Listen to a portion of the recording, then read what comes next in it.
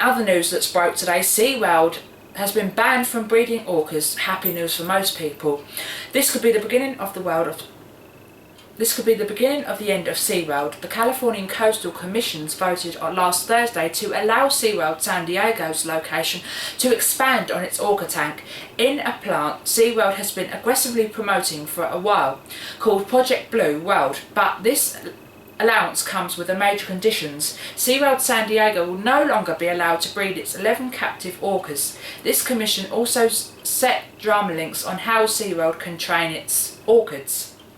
Seaworld have also been told that they will no longer be able to transport the big orchids from park to park, so that is obviously going to be stopping breeding. They will not be allowed to sell, transfer or trade them. This means 11 captive orchids may be the very last to live in tanks at Seaworld San Diego. Seaworld is crying execution at the last for the orchids being forced to entertain the public.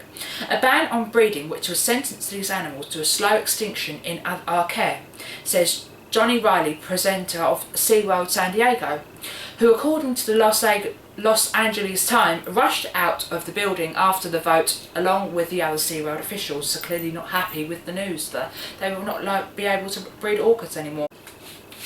The Californian Coastal Commissions did right by the orchids in conjunction of their approval for the Blue World project. The Seaworld stops breeding them, which will untimely and end a captive for long suffering orchids in law for PETA, told the Dodo in the press release in its response for Seaworld new orchid tank. Seaworld has admitted that in injunction breeds even more orchids to fill the new tanks, but this commission's actions today ensure that there will be no more orchids which will be bred in San Diego Seaworld. Fantastic news, because obviously they belong in the wild.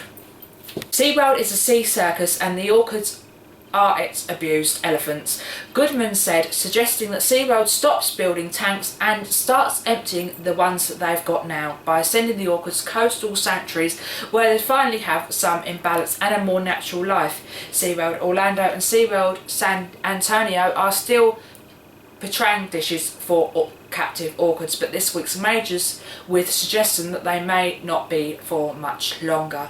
We'll keep you posted on that story. Hopefully something will be sorted very, very soon and there will be no more orchids left at Seaworld, hopefully.